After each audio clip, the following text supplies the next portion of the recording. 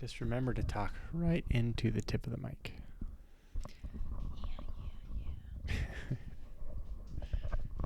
You can.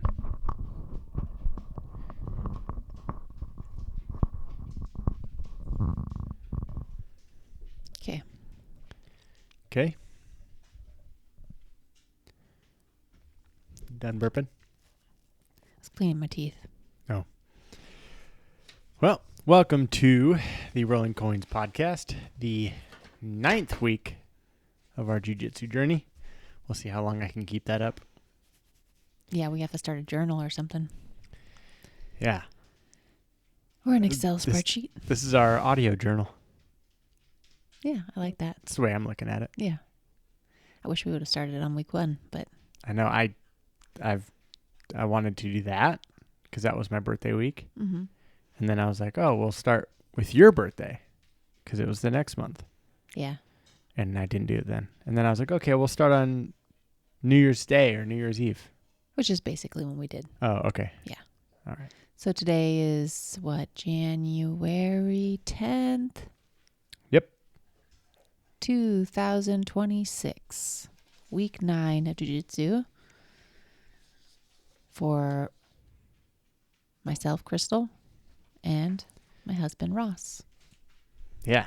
We don't have any topics right now. Obviously, it's our second week doing this, and so we're just trying to get momentum. We'll flesh out the details later, but something that I've been thinking about in this whole week, It was kind of a tough week, both for our lives and for jiu-jitsu. They're kind of intertwined right now. It's hard to tell where one begins and the other ends. But I've been sore ever since we started. Since we started jiu-jitsu. Yeah. Yeah. And you're surprised by that. Yes. And I need to eat crow. We were talking about this earlier. I have to eat some crow because I did not think that jiu-jitsu was a workout. Mm-hmm. Coming from CrossFit, I was like, no way. Jiu-jitsu is a workout. It's probably tough. Yeah, you might sweat a little bit, but there's no way that you'll build strength, right? Or muscular endurance. That's why I thought about it. I was like, yeah, it's like going and riding a bike on a low gear. Like, you're going to sweat, but, I don't think that you're going to, like, build muscle. Yeah. Which I might still... I think your muscles might get stronger. You might not get bulkier from doing... I don't think it will build your body. No. Like bodybuilding. No. You'll get toned. Yeah. But yeah, you're not absolutely toned up. We both have seen, I think, a marketable difference or significant, a standard deviation in body composition? Yeah, I think it's probably more noticeable for you, men. Lucky. It's easier to notice, but yeah, I'd say I'm equally surprised that it is such a workout, but we already touched on this last week. My journey is just different. Yeah. And that I am rolling with people differently.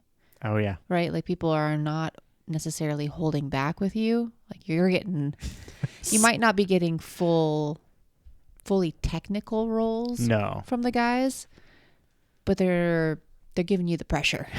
Giving me the business. Yeah.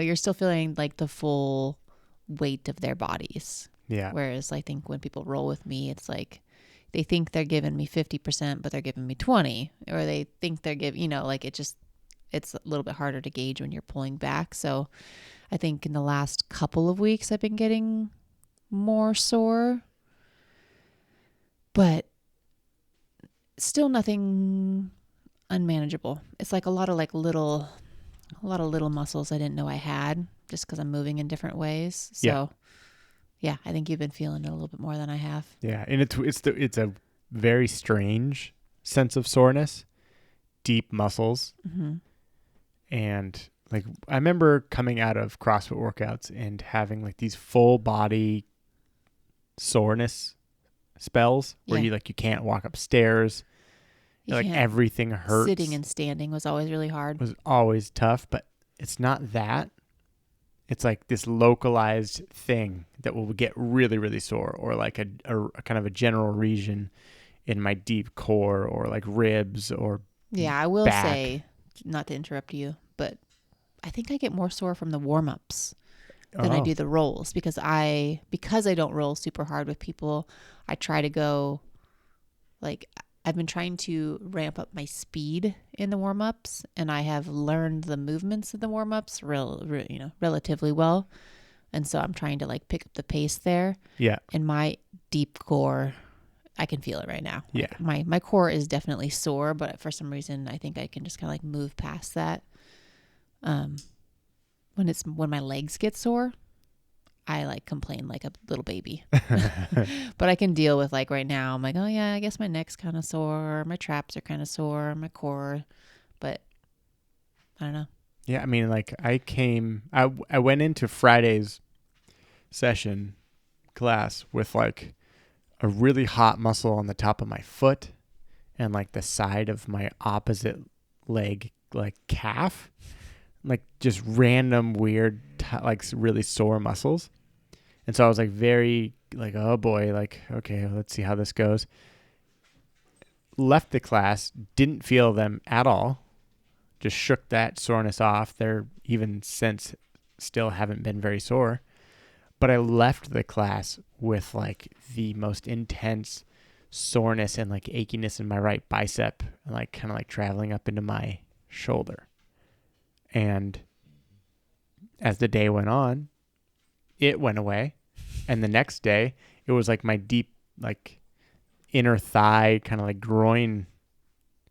I don't even know if it was like an adductor or abductor muscle or whatever. Yeah. But it was something down in there, and that has now lingered. But my bicep feels fine. It's been the weirdest experiences of soreness. I wonder if some of the soreness is not necessarily muscle fatigue, in that it is like a little bit of nerve pain. Sure. Right? Because like, who knows if someone like grabbed you too hard on a pressure point, or like pinches you somewhere weird and you kind of feel that radiating pain for a little bit. Yeah.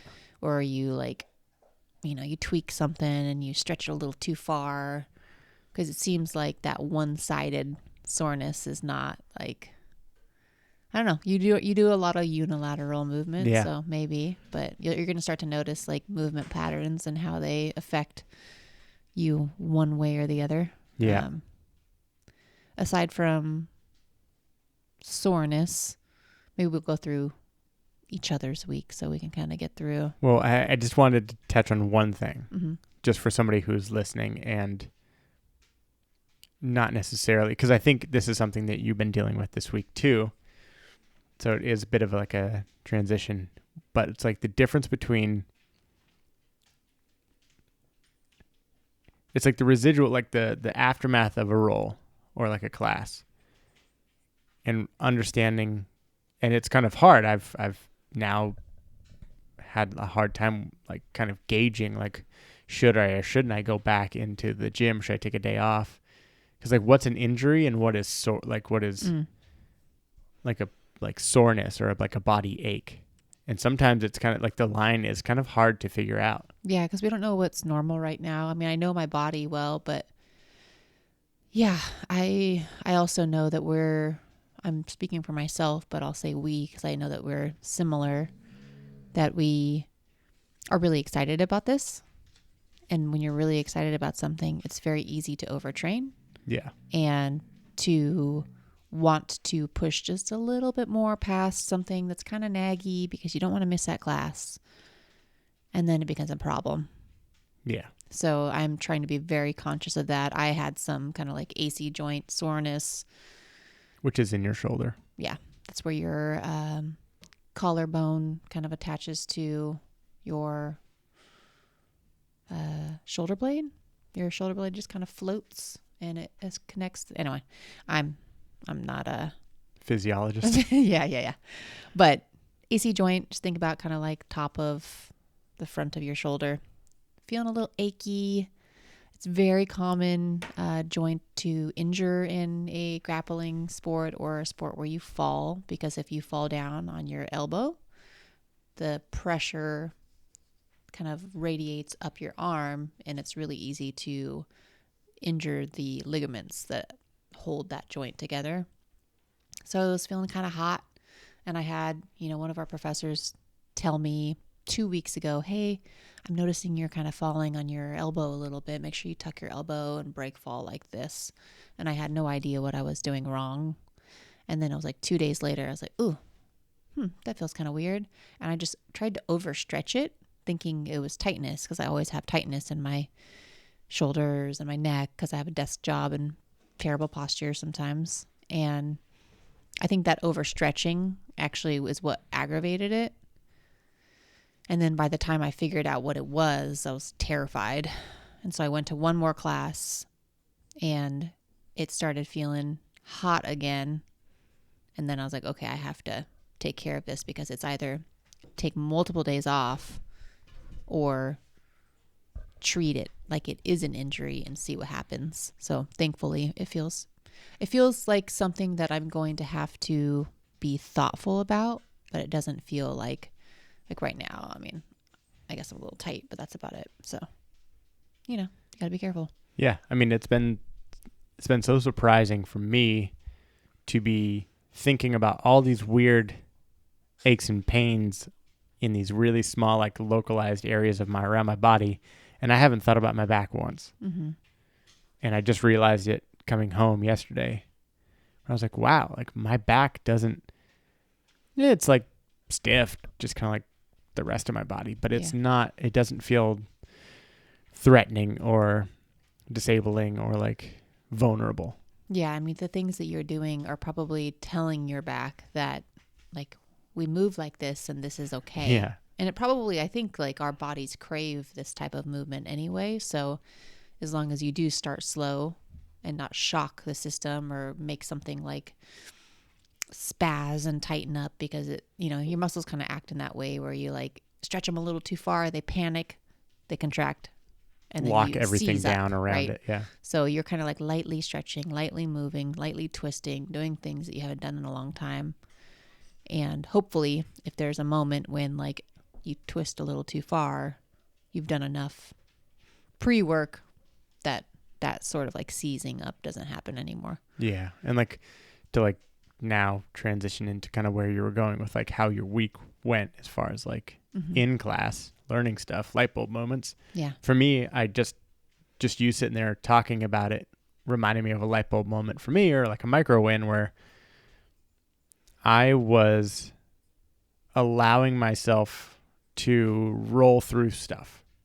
So I wasn't resisting and like putting the brakes on when somebody would be trying to take me down. Mm-hmm. And like, your friends are in the background. Like at least we've made friends with people in class now. So like one of the coaches on Friday morning was like, oh, no, like, no, don't let him do that. Like, just like, just having fun in the background. And I was, I don't know about proud, but like I felt like, oh, this feels right. Like this feels good. I don't care if I'm like going to be on bottom again, inside control. I'm going to get there anyways. Mm-hmm. Why fight this? I'm resisting, but there's like a certain threshold I was hitting where I was just like, let myself get tossed. You don't need to get slammed. Yeah. Like I don't need to get slammed. I feel the same way about like any sort of arm attack. I'm like, you know what? I don't know many ways out of this. So you got me. Tap. Yeah. So that was like, I feel like, if nothing else from this week, nothing's really coming to mind at the moment, but that hit me where I was just like, I felt confident, or I felt good. I felt like I was taking care of my body in a way. Yeah. I mean, you got to move past ego sometimes in order to do that. So like, I didn't feel any tug at my ego for like getting put on the ground and then like them taking side control. I'm like, great. Now I get to work in my side control escape. Yeah. So that was for me. It was kind of a tough week. But at the end of the week, that like little, because we were working on takedowns, that felt good, because I was like, man, coming into jiu-jitsu, this was probably one of my bigger fears, was getting tossed around and my back seizing up. So yeah. What about you? Is that your week highlights? Highlights and lowlights? I'll start there. Okay. I know we got kind of into, I don't know if it was a highlight or a low light for you, but I'm going to go highlights first. That would be a highlight for me. Yeah. Highlights for me. I got to roll with more women. major highlight. I mean, our gym isn't, gosh, I don't know how, I can't compare to other gyms, but I think we have a decent female population, especially if you look into the kids classes, but let's just say for adults, generally speaking, in the evening and the weekend classes, I think that you have between 2 and 5 women in a class, which I would say is probably like a fifth of the class, maybe on average. Okay. Yeah. The morning class, it's usually just me. And now recently, one of our members has been bringing his girlfriend. So me most days, and then me plus one other days, maybe 2 days out of the week. So like anytime she's there, I'll partner, volunteer to partner with her. We've been partnering together most days. And then I came into an evening class and just happened to have my fundamentals class merged with one of the more advanced classes that usually had more women in it. And so I got to roll with one woman I'll call her almost a blue belt. She's like waiting to get promoted to blue belt, but she only does no gi. So they're waiting for her to do some gi classes before she can like really prove herself to be a well-rounded athlete. A little more detail to this. It was a no gi class where the coach had to run for an emergency. Yeah. And it just like on a whim got turned into a gi class. And so everybody had to go like borrow gis from the front desk. Yeah. So 2 blue belt women in that class that I got to roll with, which was really fun. Very interesting to and then also today's Saturday class, I got to roll with another woman who's completely different. So 4 different women that I've been able to roll with out of if you count me, I'd be 5. There's probably 10 women in total in our entire class. So, I don't know. It's very refreshing to feel a similar weighted and strength body, even if they are more skilled. Because out of all of the women there, I am the least skilled. I'm the newest there, but I'm trying not to lean too much on my strength because I know that I need to work on my technique, but I know that I at least have the strength to thwart some of their attacks. Some of their advances. I can keep them off of me way better than I can keep a 215-pound dude off of me. Or even a 185-pound guy who is 30 to 40% stronger than me. So, it was very reassuring. I feel like I needed that because rolling with people who overpower and outweigh you it's very daunting. And I wasn't doing anything fancy. I wasn't going for really any submissions, but I swept them. Every person at one point, I think I was able to sweep.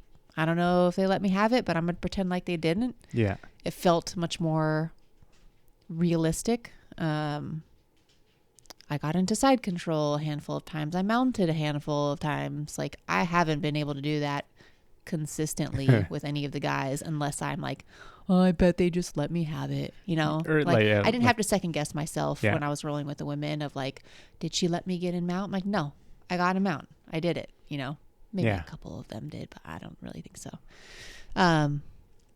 That's a highlight. And then another highlight would be drilling. I tried to explain this to one of our professors today. Drilling is learning during the demo phase of drilling has been a lot easier because I'm starting to recognize the fundamental movements within a longer sequence. So for example, today we were doing I didn't go to the classes to learn this already. So this is day 1 of me learning it, but we were doing you're in someone else's close guard and you're trying to stand up and get out of their closed guard, but then they get De La Riva, and then you have to get out of De La Riva and try to get into side control multiple different ways. It was like 12 different steps if you count hand, foot, foot, step, step, hand, foot. Before, the way that I was learning, it was left hand goes here, right hand goes there, right foot turns in, then steps, dial tone. Right? Because like they say that like the human brain can remember like 7 things, and that's like really pushing it for our attention span these days. So that was really difficult for me in the beginning. Just like, you start to feel like a dummy because you get frozen. You're like, I swear I got it when I was watching you. And then all of a sudden I lay down. I'm in like 4D space and it doesn't make sense anymore. So today, although I didn't look cool and didn't quite get it totally right toward the end there, I definitely like had like patterns of movement that are clicking.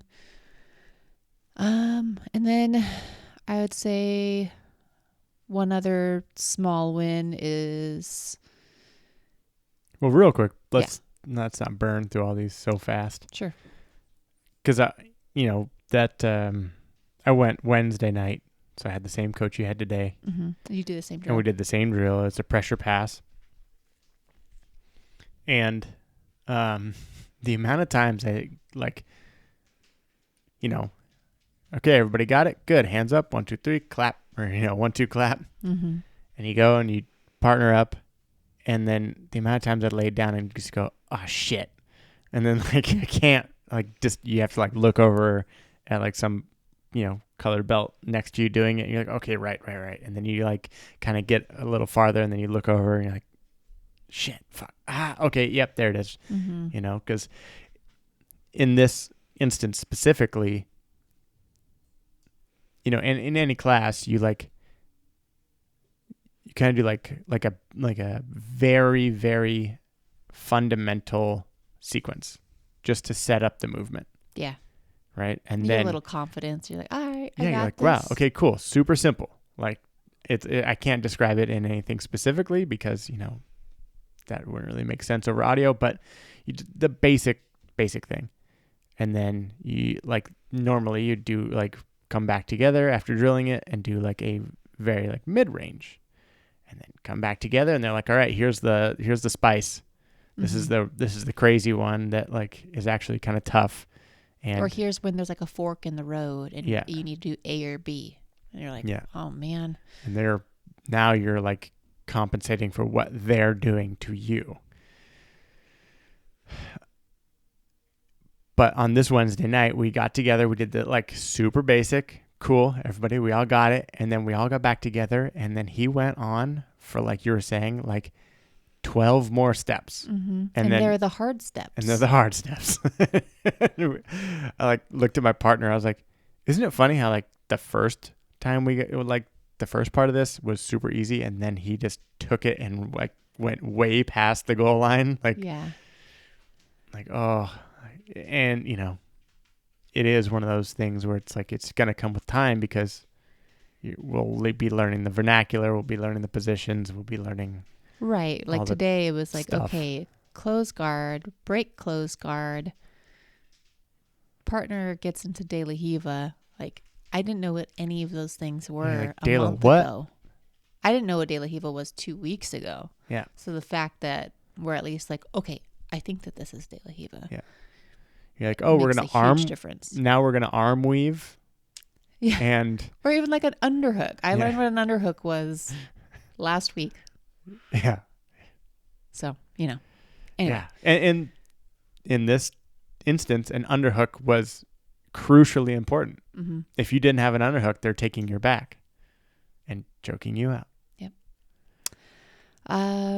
Yeah. So I think, the third kind of micro win of the week would be understanding, what did he call it? Force fields. I didn't talk to you about this yet, but I was explaining to the professor how something that he said to me on Thursday has started to click, And now I'm having a little bit more fun trying to play open guard. Because I'm like, I have longer legs. I have strong legs. I have a strong core. Like, this is actually probably a very beneficial position for me to be in. And I don't want anyone to lay on me in side control. So let's go. Get good at this. And I was reaching forward and like trying to control the person trying to get past my guard by like grabbing their arms and grabbing their lapel, as if I would stop them from getting around by doing that. But I was just wearing myself out, and the professor was like, hey, they have to get past your feet first, and then your knees, and then kind of your like midline torso, and then you have your arms. So unless you're doing something strategic, like trapping an arm and sweeping them or something, you have a plan, just like keep your arms in and then go for whatever you need to go for, and like use your legs as your first line of defense. And so he was talking about like from the feet in is a force field, and then from the knees in is a force field. And he's kind of like drawing these circles, you know, through the knee line, through the foot line, through the hip line. And I don't know, that just made a lot of sense to me. So just taking that away and seeing what I can do with it on Monday morning. Yeah. Like, oh, I don't have to be in contact the whole time. Mm-hmm. It felt like playing open guard was like a fearful thing for me of like, I think I was telling you this earlier. Like feels chaotic. It was like, please don't jujitsu me, you know? Yeah. Please don't come close. I don't want to do this. Like it felt like playing open guard, I'm telling the person, no, I'm not into this. I don't want to do this. Which, you know, in a self-defense situation, it's like, yeah, I don't want any of this. Stay Ideally, away from me. you are as far away from me as possible. But also, like in the art of jiu-jitsu or playing the game of jiu-jitsu, like it's just part of the game. Like, let's be as annoying as possible to get, you know, let's wear them out and try to see how long you can stall them trying to get past your guard and like sweep them instead of just letting them come in and just crush me in side control for 2 minutes. So I'm just realizing that it's a game that can be played, and that is exciting. Yeah, totally. You just said something that reminded me of like a kind of a small win moment for me, which was there's a guy who they nicknamed the Juggernaut in our one of our regular group. I mean, he has plenty of good intentions. He's just very assertive and strong. He's massive. He's a huge dude and really wants to be good at jiu-jitsu, understandably. We all do. And is routinely relying on his strength rather than learning like trying to execute technique for fear of failing probably at technique, which would be my guess, right? That's just like an insecurity, right, that we probably all have to a certain degree. And that's hard to get over because you need to fail a lot before you succeed in jiu-jitsu, right? You got to, and somebody's going to put you in a bad position, or you got to put yourself in a bad position and then work your way out of it. Yeah. That's just kind of the way I'm looking at it right now. Because I had plenty of people put me in a really bad position when I was trying not to be in a bad position, and then I ended up with a knee on belly. Yeah. So in any case, there's this guy who kind of has a reputation for just like chucking people around. And I had to finally literally my coach earlier this week was like, like there was like a toss-up moment when we were doing like King of the Hill. He's like, I'll go with him and you can go with that guy over there. And I was like, sweet. Fine by me. I don't want to get hurt. But at the end of the week on Friday, I had no choice. I had to roll with this guy. And it wasn't that bad. And maybe he's trying to calm himself down and learn more technique, or he got worn out by everybody else by the time I got to him. Or maybe you're not pushing back against the, you know, because I've heard people explain it as like sometimes you go up against someone who's like a wounded animal, and like a wounded animal is dangerous, right? And so I wonder too if a little bit of what is happening is that you have to kind of, and I'm not calling anyone egotistical at all, but I'm just saying that like two people who want to do good up against each other. And if you keep pushing, he's going to push back, and he's going to push back hard. But with you, I'm not saying that you don't push back, but like you're trying to find like some. Well, the note I took on paper while you were talking was stalling. And it wasn't like I was quitting and stalling and just like looking at the clock and waiting for it to like ring. Mm-hmm. It was slowing myself down and breathing through the pressure. Mm-hmm. I was like, all right, cool. This is his pressure. But I was noticing when he had me in side control that he was leaving a massive hole open at his hip. And I could easily block him with my knee anytime he tried to mount me, which he tried many times. And I just waited. Boom, boom, block, block, block. Felt him getting really frustrated. Block, block, block. And then I had my moment. And then I got him in close guard. Mm-hmm. Like, snuck my knee in, created space, shrimped again, got him in close guard. And I was like, I did the technique. This is what I've been watching. Yeah. And like, I don't have to do it fast. Yeah. No, I just waited him out and he cooked himself. Yeah. And I weathered the storm. And like, yeah, he had a gnarly crossface on me, but I could breathe. Yeah. I was fine. I was like, okay, yeah, and if I was he expecting were more technical, he probably would have gone for some sort of submission. Yeah. In that amount of time. And that's where it's like, okay. Again, another one of the professors was speaking about the same person and just kind of saying, it's like, okay, well, you are controlling the situation. So now what? Yeah. And like, I mean, if someone said that to me, I would probably panic because I'm like, I don't know. I don't know. You tell me. I guess I'll try an armbar now, But in that moment, it's kind of like, okay, cool. You have to like recognize I found this dominant position that I want, and you have to find that position because the point of this is to submit your opponent. So if you already have the strength to get there and do that, and say he could defend and keep you from getting out of it, then yeah, the next thing to focus on is like, okay, so how do I get a Americana now? Yeah. When's he going to put his arm extended right out here, over, like, next to my how can hands, I bait him to do something that I want him to do so that I can go for the next move? Yeah. And like, there was another point where I was rolling with somebody else who I hadn't rolled with. He's a super cool dude. He's really light. He's a young kid. He's really light. So I outweigh him. But like, he gave me a run for my money when I first showed up, and I'd rolled with him like maybe twice. Mm-hmm. And then a couple weeks went by, and I just rolled with him again. I was like, sweet. Good to see you again. Like, let's do this. Mm-hmm.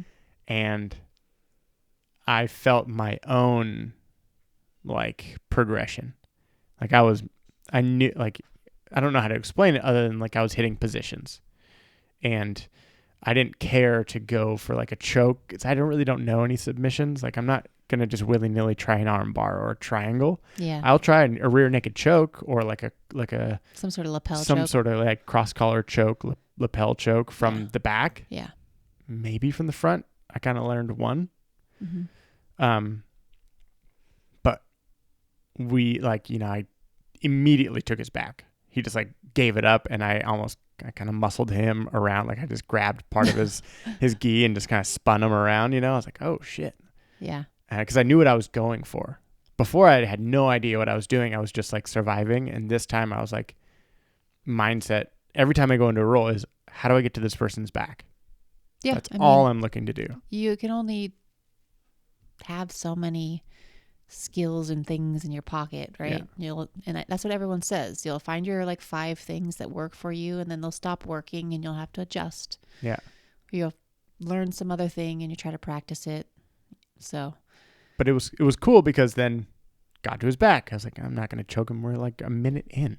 Yeah. And so then we like kept rolling around, like just let him get, like I took mount. I'm not going to say I let him out of back. I kind of let him out of back. I wanted to get in mount. So I was like, okay, how do I get back into mount from here? And like kind of worked through it. And then like we kind of scrambled and swept each other a couple times. And like, then we turned it up by like the last minute of the roll. We were like really going after it, and we came out of it, and he was like, dude, that was so much fun. Like he's like, well, you were doing jiu-jitsu. Like that was awesome. And it felt good. It was like, wow, we both had fun doing it. Yeah. That's where I want to get to. Like I really want to be able to give my partners something that they feel is fun and beneficial. I'm very self-conscious about that right now because it's always like, are they getting anything out of it? Or am I not doing enough jiu-jitsu? Am I just muscling, my way around? I don't really know. I don't think we'll know for a while. And like, I'm sure from the upper belts, from the sidelines, they're like, what are those two doing over there? Totally. But still. Because you're both white belts. Both white belts. Yeah. He's got like 2 stripes, I think. Yeah. I'm stripeless. Still. I'm a green belt. I call no stripe white belts green belts. Yeah. Well, that's awesome. I feel like that sort of, I was talking to one of the women that I have partnered with most, and I say most like 3 times, but I'd say I know her better than most of the other women in class just because of that. And we were talking about, I was like, it feels really weird to say this, but sometimes you need external validation, especially in this sport, because it's really hard to gauge what you're doing. Like, I think that recording yourself is a great idea. I want to try to do that soon. Yeah. But unless you're recording yourself, to have a coach or the person that you're rolling with give you any sort of feedback, it is so helpful. So I think that, looking toward next week, that's something that I'm going to challenge myself to do, is ask people, like, how did that feel? Am I being too rough? Am I doing anything that feels very un-jiu-jitsu? Like, is anything like uncomfortable or annoying? Yeah. Because I have no idea. And like, I want people to want to roll with me, especially other women who are similarly sized, because I know that I'm strong. So I'm like, I don't want to like, am I like ripping someone's grip off too hard and hurting their fingers, or like, I don't know. Just who knows, but I want to know. So that's one of my goals for the next week, and to play guard and try a new like arm drag takedown. I'm really obsessed with takedowns right now. Yeah. Like I really want to get good at takedowns in like the stand-up game. Mm-hmm. I don't know if I have necessarily a goal around it for next week, but I don't know. Like maybe I feel like we don't have the opportunity to do it really often, so it's kind of tough. I think you could probably like choose a couple and just give them a shot. Just try it out, I think maybe you and I here in our living room could not like go through the throw, but get to the movement. Just at least, just try the movement. Yeah. Because what I'm realizing is like now when we're rolling on the ground, there are things that I've learned that come to me or are like, now they're kind of like natural movements. Yeah. Like just frames and whatnot. Nothing about standing feels natural. Nothing about standing up and trying to yank somebody down to the ground feels natural. Well, and I feel like I'm going to hurt them too. Yeah. I feel like I have the same level of comfort with like attacking someone's arms and takedowns. So I'm like, I might hurt you. Like, what if I pull you down the wrong way and you put an arm out and you break your arm? Yeah. Right? Shove your shoulder up. So there's certain takedowns that like feel a little bit safer. Yeah. And maybe that's what to practice. Yeah. And then also like things that work for me, for a smaller person. It was kind of funny. I rolled with a purple belt who I rolled with like the first day, and he just really gave me the business, put it on me. And then I didn't. And he's not much bigger than you. No. You guys are he's probably lighter than you. Do you think so? I think so. Yeah. But he's dense. He's dense. He's fit. He's older than me. Yeah, he is. He's a stud. And he did not hold back my first day. The first day I rolled with two purple belts and a brown belt.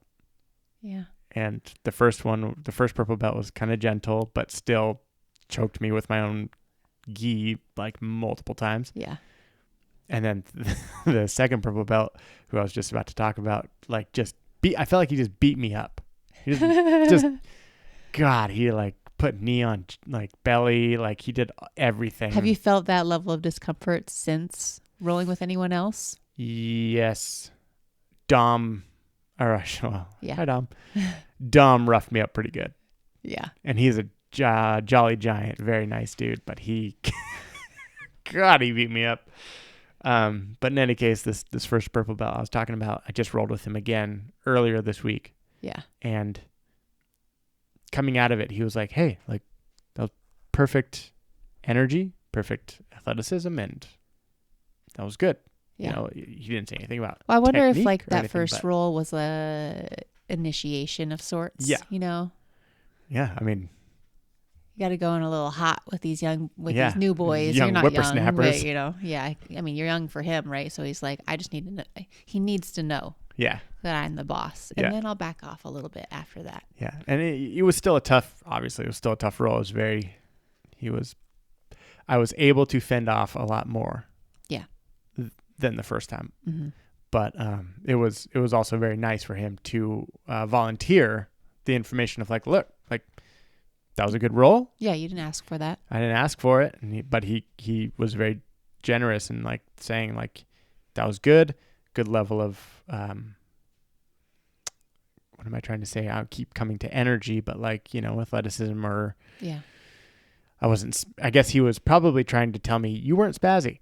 Mm-hmm. Like that was good. You were actually like providing some resistance and good job. Like that was a good roll. I could feel that you were practicing jiu-jitsu. Yeah. That's what I walked away with it. Yeah. Without I mean, there so have been many a lot words. of new people coming in the last 6 months or so. So I feel like they're probably pretty used to having to tame all these little beasts. Yeah. So it's probably very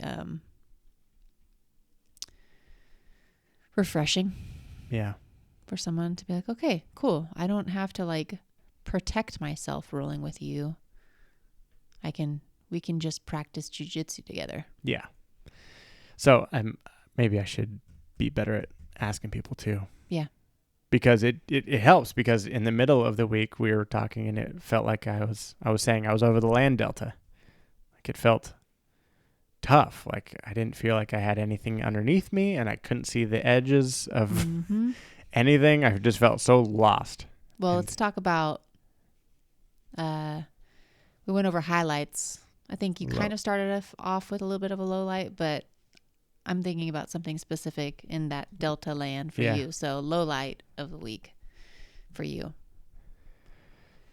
I think I kind of remember in the middle of the week, I should have taken better notes, but I do remember like on a non-jiu-jitsu sort of level, just like after class, not feeling comfortable to ask anybody to roll. Mm-hmm. And everybody kind of had their friend they were talking to, and I had no friends to talk to. Yeah, I mean, that's part of it. Yeah. Community is why we're here. So. And you're in an evening class where you're typically not. So that was just a new side of the community. Because we have made friends with like we call them the morning crew, because they pretty much, it's like the same people that just show up to the morning classes. Yeah, and if people are talking after class, it's the group. It's a group, yeah. And so yeah, this particular night class, felt like a bunch of different new people. Mm-hmm. You know, you wanted to roll more, but you just didn't have the. Yeah. You know. I was also feeling pretty sore, so I was also caught in that weird place where I was like, am I developing an injury, or am I just really sore? Like, am I going to feel this tomorrow? Should I call it quits now? Should I try to roll more? Yeah, it's like if someone had asked you to roll, you probably would have. Yeah, but you weren't going to put yourself out there. Yeah. What I was thinking about is you came home, I don't know if it was the same night, but you ask someone to roll with you. Oh yeah. And yeah, they yeah. had this immediate, and I think this is a good topic. That's why I want to bring it up, not to like highlight a low light of yours. Oh, okay. I got it. I'll pick it up. Yeah. So that night specifically, now that I remember, Mm-hmm. I partnered with somebody who was also a white belt who said he was new or had been doing it for a year, but had been gone for a long time. And drilling with him was Blue belt. No, well, I'll just outline the whole night because it Yeah. kind of all goes together. Okay. So I drilled with this guy. He said he'd been doing jiu-jitsu he was a green belt, said he'd been doing jiu-jitsu for about a year. No, more than that, but he was gone for a while. And then he was like, oh yeah, it's like a military thing. I was like, oh, okay, cool. Whatever. We're drilling and it's kind of clunky. Like sometimes you get with a partner and you are both kind of like moving through it kind of nice. But this time it just felt clunky and you're just like, man, am I getting the most out of this? Whatever. Not a big deal. And then usually you roll with the person that you partner with for the first roll after class. Yeah. And with meeting him in the way that I met him and just kind of going through everything, I'm like, okay, cool. Like this is just going to be the normal white belt judo scramble kind of clunky thing. Mm-hmm. Nope. And I'm pretty sure he had wrestling experience because he just immediately like started chucking me around and put me in a headlock. And like he kept trying to guillotine and like bulldog choke me to tap. And for whatever reason, I was not going to tap. I don't know if it was like it just didn't feel very tight. He wasn't getting it, whatever. Yeah. Yeah. And instead of just tapping and just restarting, so I just was no longer in a headlock, I just like stuck with it.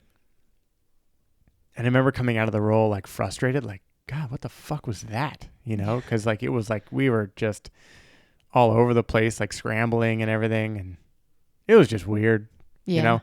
And finally, like I was telling Chris, neither one of us are getting anything out of this because if you are a former wrestler and you are good at these guillotines and bulldog chokes, then maybe try something else. Exactly. That's not what you should be practicing at this moment. And so we're not here to tap people. We're here to learn jiu-jitsu. I got him in a gift wrap and just put my chest on his shoulder blades and just took a break to breathe for a second because he couldn't get up. And if you don't know, a gift wrap is when I was on his back and I had his left hand on and above his right shoulder. So kind of like trap his own arm under his body. Yeah. And there's multiple ways you can gift wrap somebody, but in this case, I took his back, pulled his hand across his face, and then just laid on him so he was stuck. And he was just sitting there going, which was kind of comical. But I just remember just being like, God damn, all right, shake it off. And that wasn't fun. Go and roll with the next guy who we are familiar with, and he tries to ragdoll me because that's kind of what he does. In any case, I was kind of expecting it, but I was also like, Jesus Christ, dude. Yeah.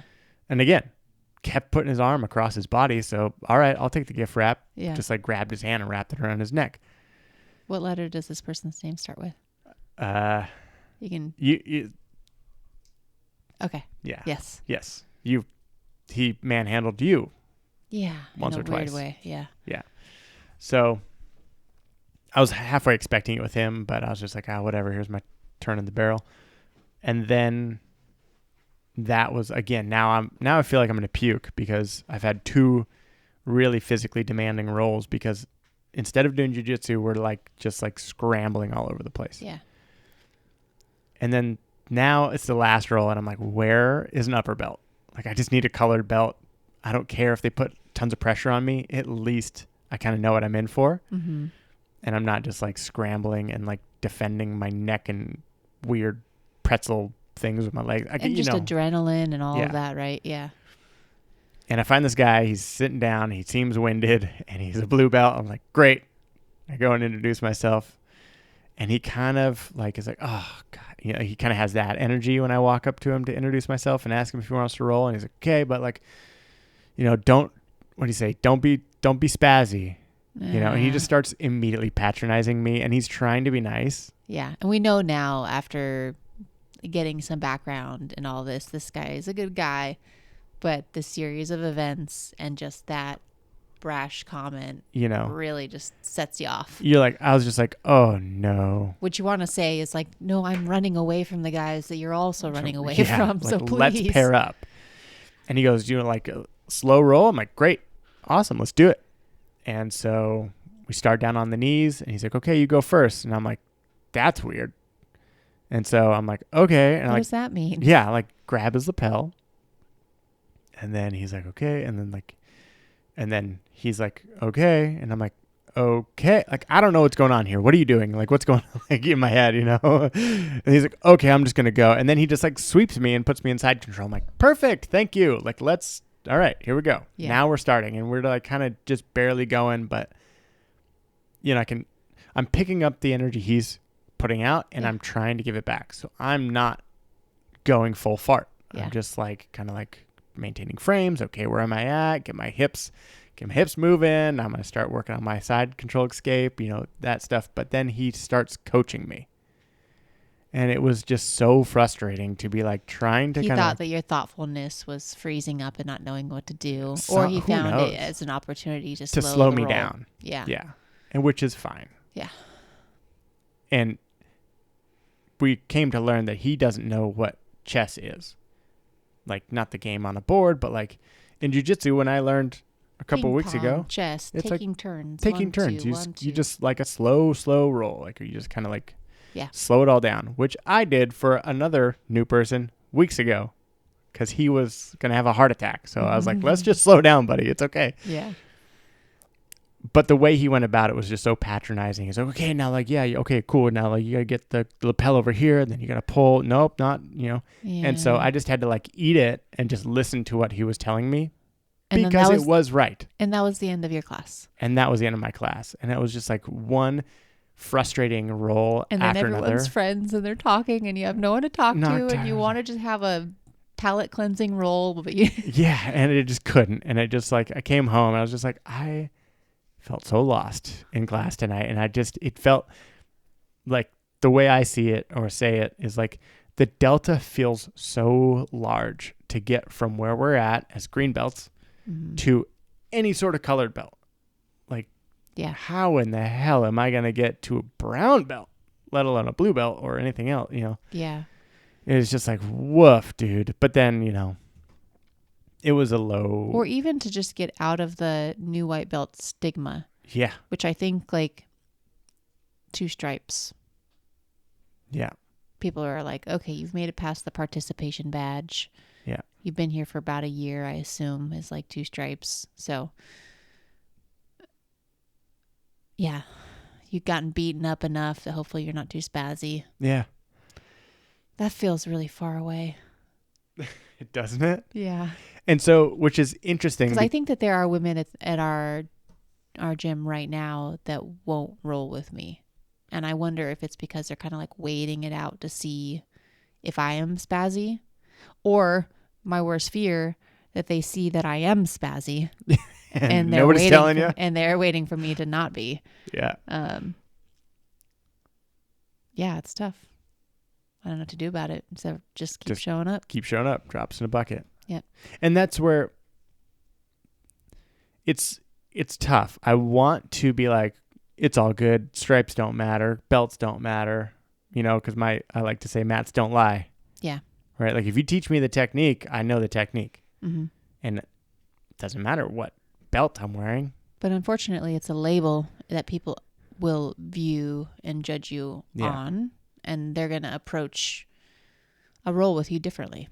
There are stripes for a reason, though, because that motivation taps right into some funky part of our mammalian brain that does hook us. Mm-hmm. And we do want validation. We do want somebody to be like, here's an acknowledgement of you doing good. For me, there's definitely that side of it. You can't deny it, of like, I want someone to tell me that I am doing the right thing and I'm on the right path. I think there's also, and a large part of it is, I want other people to know that someone else is vouched for me. Because I want you to treat me according to my skill level. And I don't know where my skill level is. So I think it's like a good, the range of white belt is very wide. And so for people to be like, don't give white belt stripes, that's stupid, because there's a very large community where they're like, anti-stripe. But the spectrum of white belt is so broad. Yeah. That in a way, like, I think white, no stripes, you're like, proceed with caution. Yeah. And one stripe, it's like, still proceed with caution, but they'll understand what you say when you ask them to do X, Y, or Z. Sure. And then like 2, 3, I don't know, does it go up to 4? Like, then you're like, okay, they can play the game, but like, I should probably not crush them. Sure. Yeah. Or even they have the potential to crush me depending on their size, strength, and age. Yeah. Yeah, I don't know. I think it's helpful. Maybe not necessary, but very helpful. Yeah. Well, and I guess like those little comments or like, you're doing good, kid, are like little micro stripes. Yeah. And it feels nice every now and then Yeah. to get a micro stripe. And so as much as I don't want to be captivated by the stripes, I think I am going to be very excited to start getting stripes because obviously it's just a signal of your journey. I think it's really funny that our son, whenever we leave for jiu-jitsu, goes, what does he say? Be a good listener. I hope you get a stripe. And like when I'm in like kind of a grumpy mood and he says that and I'm like, I suck, I'm never going to get better. And he's like, I hope you get a stripe. Like my like inner critic and like the devil on my shoulder is like, I'm never going to get a stripe. I suck. I'm going to suck forever. Oh gosh. But and I guess coming back to like what you're saying with like, it's like a little signifier or like something that people read and then judge by or, stigmatize. It's frustrating because I also want to be like, well, allow me to build the trust with you or lose the trust with you. At least give me the opportunity because you could tap and then literally walk away from me in the middle of a roll.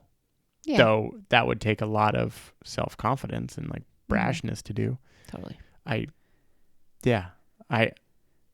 been told not to roll with people by my upper belts because of their spazzy strength stuff. And so I don't know if I thought I did, but now after doing jiu-jitsu for 9 weeks, I still don't know if I could deny somebody a roll.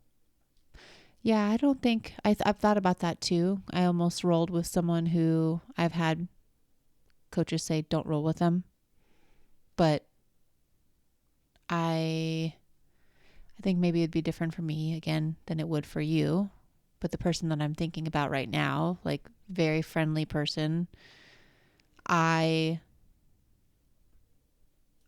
don't think that I would be afraid to roll with that person. Because I think that person would probably go so easy on me. If they did hurt me, I think it would be accidental. And I think that I have to be mature enough and smart enough to know how to roll with someone who maybe is a risk. So I don't know, maybe knowing how to roll with someone who is a risk is just to say no. Yeah. And that's okay. And then there are other people who, like this person, I would not start from standing. Yeah. I'd go, hey, I want to start you trying to pass my guard. Let's go. Yeah. Because I know that that's not his forte. And like that could still be equally challenging and fun for both of us. Yeah. Do you think that is something that is easier? Now, it just hit me. So I'm not like pushing back on you for really any reason. It just was a question that popped in my head. I was like, do you think that is an approach that you can take 9 weeks in that you would have been able to take week 1 or week 2? Like, could I have done this week 1 or 2? Yeah, I had the wherewithal to be like, let's start positionally. No, absolutely not. Yeah. Because I didn't know what a guard was. Right. Now I know that it's something where like I can use, unless someone like dove onto my legs or something, Like, I have a pretty good idea of what someone is going to try to do to pass my guard. And like, yeah, they might knee cut me and that might hurt. But like, I don't think that anyone's going to like seriously injure me trying to pass my guard. Yeah. And then they will dive into side control. And if I don't like it, I can tap. Right. Yeah. But starting from standing with either one of the guys who loves to guillotine or just freaking chuck somebody. Chucks, and not judo throws. They're not technical throws. They're just slams and throws. Yeah. I wouldn't do that. That would be silly. But I also, week 1 or 2, probably wouldn't know. And I don't think I'd even have the confidence to say no. Yeah. So it's kind of tough. Yeah, it is. It is. And that's why you need your coaches to look out for you. Yeah. Right. They told me explicitly blue belt and up, preferably purple belt and up. Yeah. And it just so happens that like there are white belts in our morning class who've been around for, 6+ months, and like they just kind of get it. And so they know to go a little lighter. But at the same time, there are also a couple in that same class who it's pretty uncomfortable. Yeah. And it's nothing, like it's not anyone's fault. It's just when 2 people don't know jiu-jitsu, they're just going to rely on strength. Yeah. And we're including ourselves in this conversation because I know totally. we just went on like a diatribe of like, let let me prove myself. And then I went on like a 5-minute like grip battle with someone because I was like, got him in close guard. Now what? And I just like trapped someone in close guard for like a minute and a half. I don't know what to do. Yeah. Now I know, I'm like, okay, I'm going to try to sweep them. They're probably going to get out of it, but this is my time to try to sweep them. Yeah. So yeah, it is, you don't want to be seen as that person, even though you see other people as that person, like the person who is dangerous, I guess. Yeah. Or like a liability. Do you feel like you have moved past that low point? Totally. Yeah. Because you had a really good class the 2 days after that, right? Yeah. That was like the wrap. Like I was like, oh my God, I went from such a wild swing on Wednesday feeling so low and just being like lost to Friday where I was just like, this is it. This is perfect. Like yeah. And like part of it was like not having an out for rolling against the dude who is like the crusher, like, yeah. And then like held my own and like, I don't know, kind of figured it out. And then like I got in this, he just like, you don't have to outmuscle someone to challenge someone, right? Yeah. Because he probably left going, what the fuck was that? I was supposed to crush that kid. Yeah. Or person. I'm not a kid. Yeah. Because at one point, what do I do when they don't just fight back? Yeah. And well, not that you weren't fighting back, but like it's different. It's different. It's a different kind of fighting. I wasn't going for any submissions. Mm-hmm. I wasn't exposing myself or like, doing any, I don't know, really aggressive stuff. I was just kind of reacting. Mm-hmm. And I was able to get into a position because he wouldn't let go. He had like death grips on my collar. And we got to a point where I'm standing up over his butt. I'm like on his backside. Mm-hmm.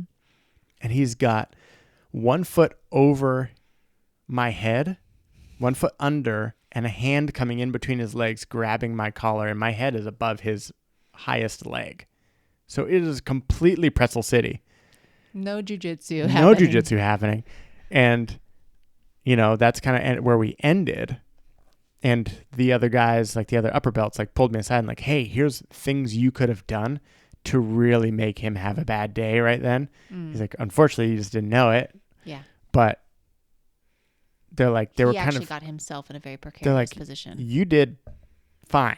Just kind of like getting out of a bad position. Mm-hmm. And he just wouldn't like readjust. He just like kind of was like he like clamped on. Yeah. And just wouldn't let go. And like, they're like, you could have just drove your knee right into his floating rib.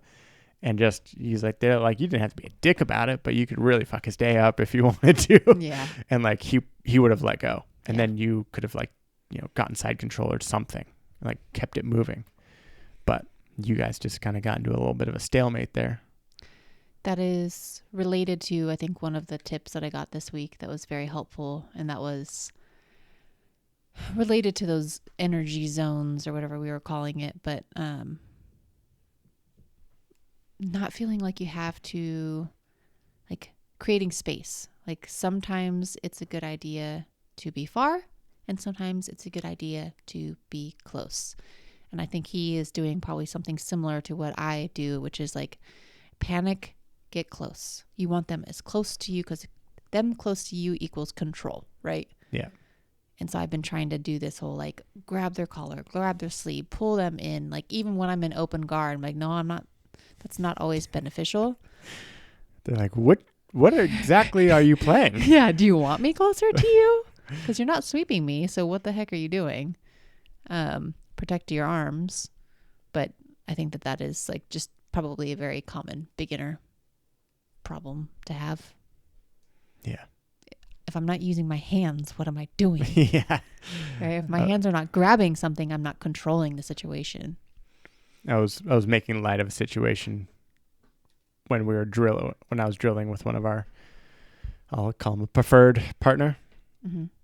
And I just kind of got lost.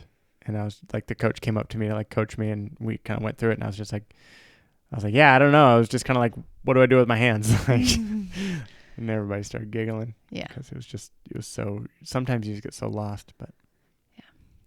What about, did I do a low point? I did my highs. I had a lot of highs. Yeah, you didn't do your low point. Okay. We'll do your low point and then wrap it up. Yeah. My low point. 2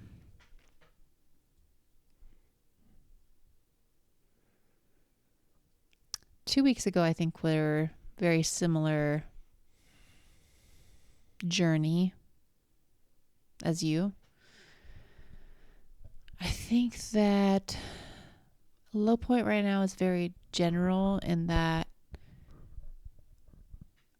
I'm just I can't say I'm getting past the honeymoon phase because I'm still absolutely obsessed, but I know enough to know how bad I am now. Before, I didn't know. I didn't know anything. Really? So it was all just kind of like new and fun and playful, and you're so brand new. People are so patient with you. Not that they're not patient anymore, right? But, like, I'm just creating more expectation for myself now because I know more about it. I know how good people can get. I'm not trying to be unrealistic, but I'm also just like, dang, I got so much to learn. Yeah. I suck so much and I want to suck less. And just mentally just kind of battling with that of, like, knowing exactly, like, what I was thinking about this for. I'm going to use an example. Thursday nights at our gym is comp class, which means everyone goes in, I'll say, for hard rolls, for challenging rolls. And it's an hour to an hour and a half of just rolling. 5 minutes, 5 minutes, 5 minutes with 30 seconds break in between. They just set the timer and you roll with people. At the same time, there's a fundamentals class in the other room. What I want to do and what I know I should do are very different right now, because I want to go into the classroom with the big kids and roll my heart out, even if I'm not doing a whole lot of jiu-jitsu, and just do the fun part. But I feel like what I should do is go drill fundamentals over and over and over and get good and ask questions in a class of 4 people with 2 black belts. So that's a real world example of kind of where my head is at right now. And I see you preparing a response. Yeah. Because we've talked about this, but. Well, I was talking with a brown belt, and I don't need a, like, belt color drop. Someone more experienced. Somebody more experienced, right? He was trying to drop some game on me in the changing room.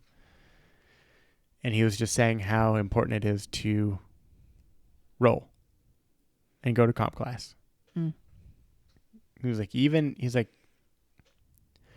I've been to a gym where everybody was just trying to take your head off.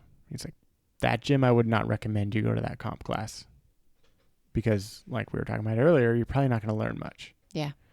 He's like, but here, people, he's like, specifically, he's like, I feel in our gym, The culture is such that you're going to learn so much from comp class and rolling because you're not going to get enough rolling consistently at the end of classes. Yeah, if you're lucky to get through rounds. Yeah. It's like, but the leaps that you'll take specifically because you're going to get into bad positions and then like actually have to slow down and think, or like try your darndest to like go through the Rolodex of like, what was that sequence again? Like, how do I do this? Or like, oh my God, here I am. Like, like put yourselves in positions to recognize that you're like, oh my God, I could grab his collar and like start that thing. And oh, nope, his collar's gone. Shit. Yeah. And then, oh, they swept me. Yeah. But like even having those flashes and those moments, I don't know. So like there's something to there. It's so I guess maybe what I'm trying to say is it doesn't matter. Do you want to do fundamentals? Do you want to do comp class? Because either way, you're going to learn a ton. Because I totally feel you in the sense that basically having a private lesson with 2 black belts is invaluable. Yeah. Going and rolling in a good environment is also invaluable. Yeah. I think there's a little bit of imposter syndrome kind of mixed in there, right? If those classes weren't running at the same time, I'd probably go to comp class every week. Yeah.